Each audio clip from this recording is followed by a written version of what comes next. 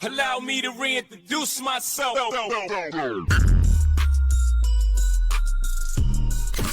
Welcome to Game Time with Hubb, your all-access pass to the hottest stories in football, basketball, boxing, and wrestling.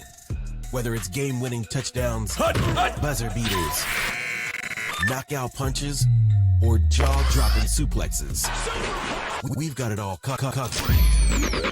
Here's your host, Hubb. What's up? Welcome back to Game Time with Hubb.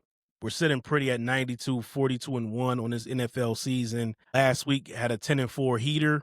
Week 10 already threw a dub with the Broncos beating the Raiders 10-7. Classic AFC mud fight. But today, we're going bell to bell.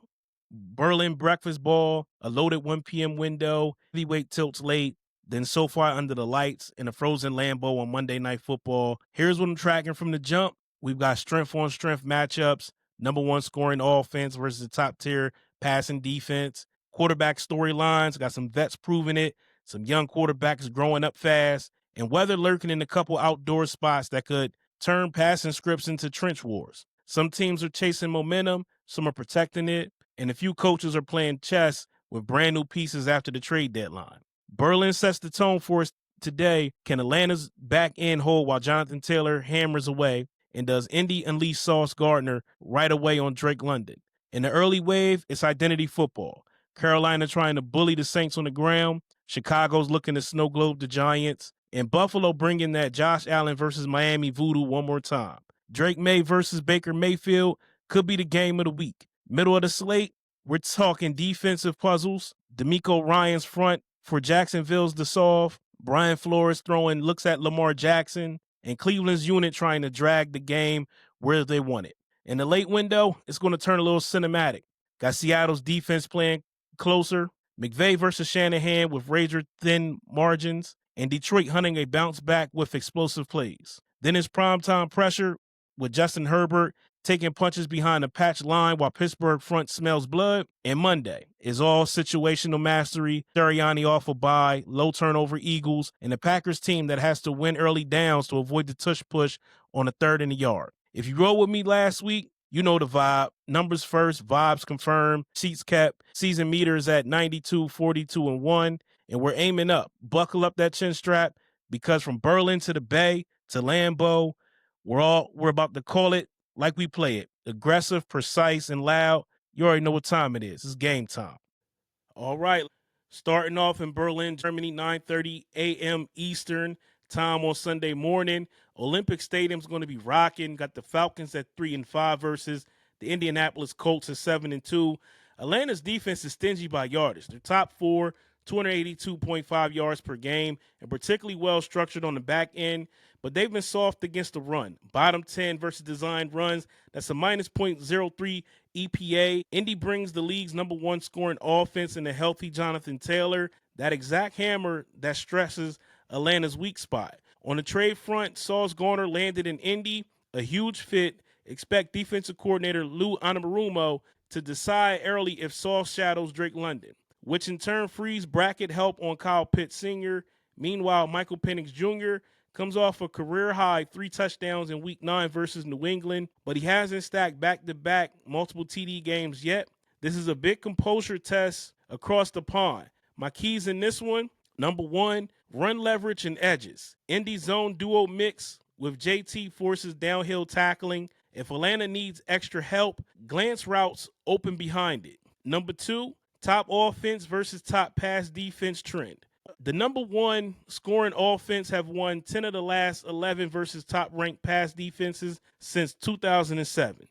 That's not destiny, but the profile matters. Number three, Sauce's deployment. If Indy trusts Sauce solo on London, they can tilt coverage toward Pitts and squeeze the middle. Atlanta must manufacture yards after the catch with motions and crossers. X factor. Early down success. If Atlanta sits in 2nd and 8 all morning, their script collapses. My takeaway in this one, Shane Steichen cleans up last week turnovers. Jonathan Taylor plus situational defense travel. My pick here is the Colts. From Berlin back to the States for our 1 p.m. window, we're starting off in Bank of America Stadium, where we got the Saints at 1-8, leaning on rookie Tyler Shough For start number 2, post-deadline, Rashid Shaheed is gone, traded to Seattle. Devon Vele becomes a watch list riser here. Chris Olave is peppered to 87 targets, second most in the NFL behind wide receiver Jamar Chase from Cincinnati. But the 6.4 yards per catch tells you the efficiency isn't there. Across the field, you got the Panthers. At 5-4, have won 4 of 5, and the engine is Rico Dowdle. In his 3 starts, he's averaging 173 yards and 204.7 scrimmage yards. My keys in this one, number 1, ground truth. New Orleans has been leaky versus running backs, 6 most rush yards to running backs. That's a green light for Dowdle and the Carolina offensive line that's been finishing blocks. Number 2, Saints touchdown problem. 224 total yards, 10 points in Shuck's first start. Subtract his top safety blanket, Shaheed traded, and the margins get thinner. Number 3, Bryce Young's situational ball. Quiet but timely, 9-play game winner drive last week. If Carolina plays from ahead, the defense can heat protections and shorten the field. My X factors, screen game to punish pressure, field position, Carolina's coverage units versus Saints return game. If the Panthers stay ahead of the chains, it's a long day for New Orleans. My pick here, identity momentum and trench edge at home. My pick is the Panthers. Now from the Queen City to Soldier Field, we got the New York Giants at 2-7 traveling to Chicago to take on the Bears at 5-3. The Giants defense have been gashed. NFL's worst, 5.5 yards per carry, 30-plus points allowed in 3 straight games. Now the Bears own the number 2 rushing offense, and after a special teams horror anthology last week, they've spent the week on corrections. Rookie tight end Colston Loveland just hung 118 yards and 2 touchdowns. Rare air for a Chicago rookie, and a sign of trust in the middle of the field. My keys to this one, number 1, the style fight. Chicago's downhill run game and gap schemes versus the New York Giants front struggling to anchor. If Big Blue commits extra bodies, play action to Loveland becomes the dagger. Number 2, the takeaway tie. The Bears are the number 1 with 19 takeaways. That's hidden offense. Giants must be perfect with ball security, especially in bad weather. Number 3, the rookie quarterback spark. The Giants believe in Jackson Dart. He'll challenge windows, but if Chicago controls tempo, Dart is forced into longer third downs where the Bears can tee off. My X factor, weather. There's talk of snow vibes. That leans even harder to the Bears profile. My pick, Chicago can win this 2 ways. Grind on the ground or steal possessions. My pick here, the Bears. Next up, we're in H-Town at NRG Stadium. We got the Jacksonville Jaguars at 5-3, taking on the Houston Texans at 3-5. Now, Jag saw DeMeco Ryans unveiled a seldom-used front in the first meeting, and it stymied Travis Etienne Jr. until halftime adjustments. Expect the same look, plus a couple new stunts.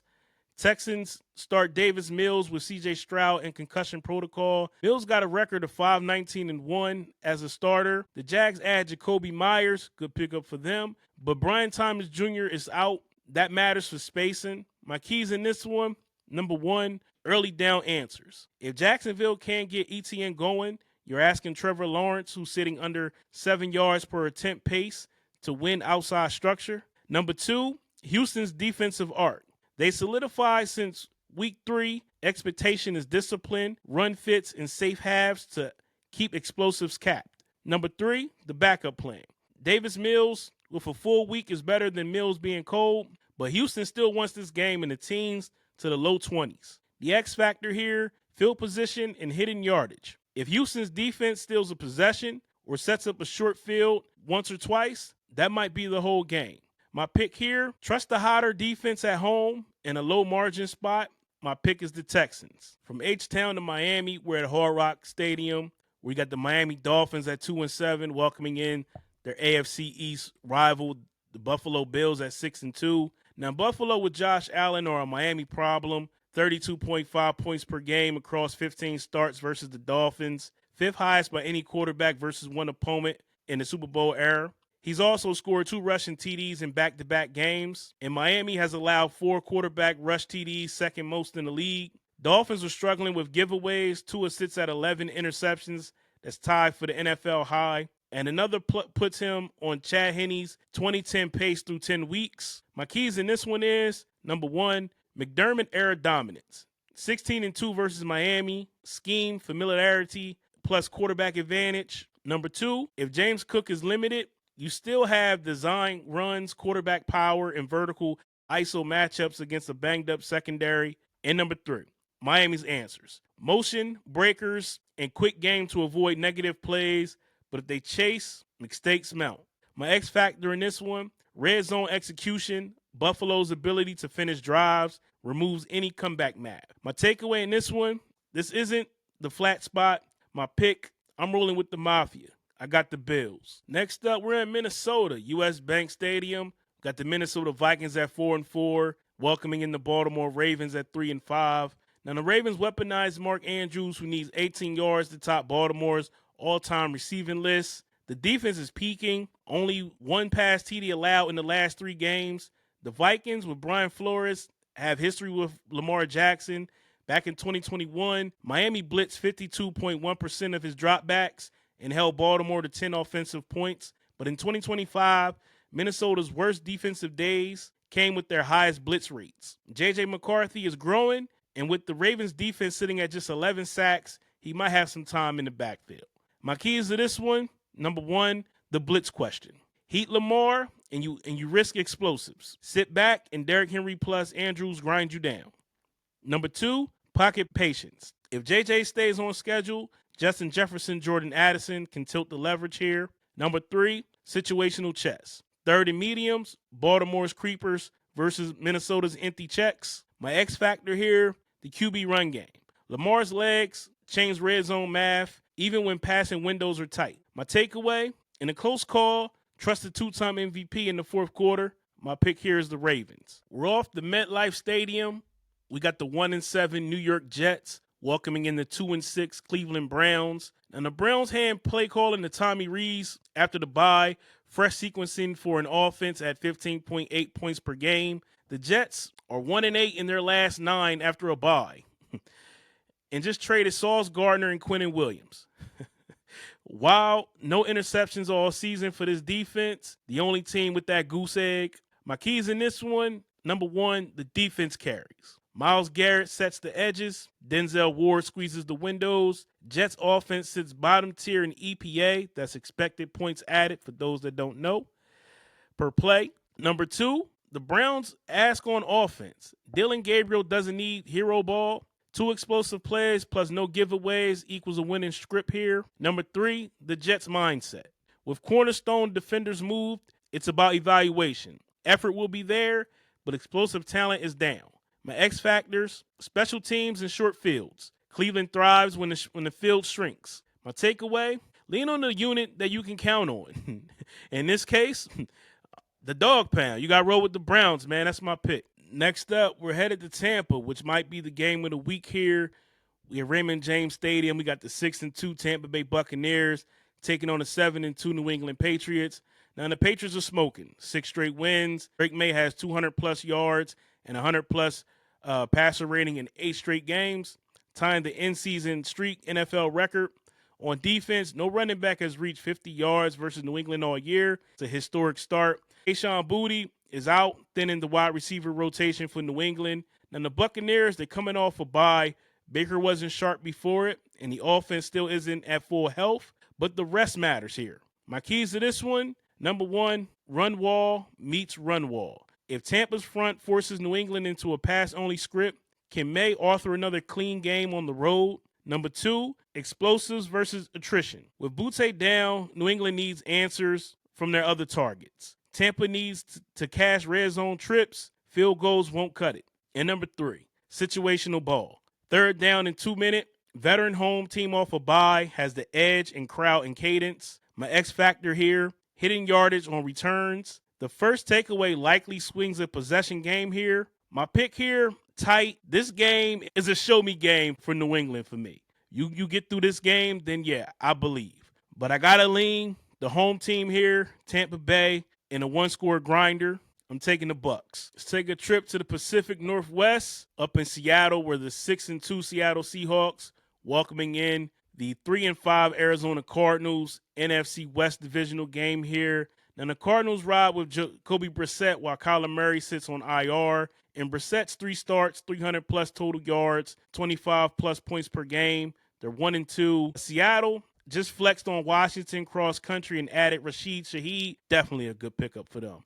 A vertical match with offensive coordinator Clint Kubiak that hints at shot plays. The first meeting, Seattle by 3 on the road. Tight rivalry rhythm. My keys in this one, number 1, close game here. Arizona lives in one-score land. They don't blink. Number 2, Seattle's completeness. Defense is the best unit in this game here. Offense is sufficient with Darnold, Jackson Smith, Najigba, Timon, and now you have Shaheed that can stretch the safeties. Number 3, protection plan. If Arizona can keep Jacoby clean and stress linebackers with Trey McBride, already at 273 career catches, number 2 by a tight end through 4 years, they'll hang in there. My X factor in this one, red zone play calls, Seattle condensed formations versus Arizona's match coverage. My takeaway, the Cardinals keep it respectable, but Seattle finish it here. My pick here is the Seahawks. Next up, we up in the Bay. Levi Stadium, got the San Francisco 49ers at 6-3, welcoming in the LA Rams at 6-2. NFC West divisional game here. Week 5 was a 49ers overtime win.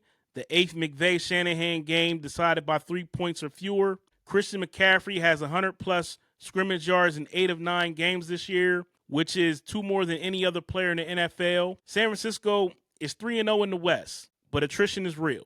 Mac Jones starts again for Brock Purdy. Recent series, 5 straight one-score contests in this one. The Rams arrive healthier with Stafford humming and the defense playing near top 2 EPA form. My keys in this one, quarterback delta and health. Stafford's command versus the Niners pass rush that's running low on juice. Massive lever here. Number 2, explosive play control. San Francisco will try to muffle Los Angeles explosive plays and make Stafford drop the field. Rams will test depth corners and hunt intermediate digs. Number 3, the trend talk. This is for y'all bettors, man. Since 2023, San Francisco is 8-14 against the spread at home and 7-18 against the spread after a win. The Niners haven't swept the Rams since 2022. Keep that nugget.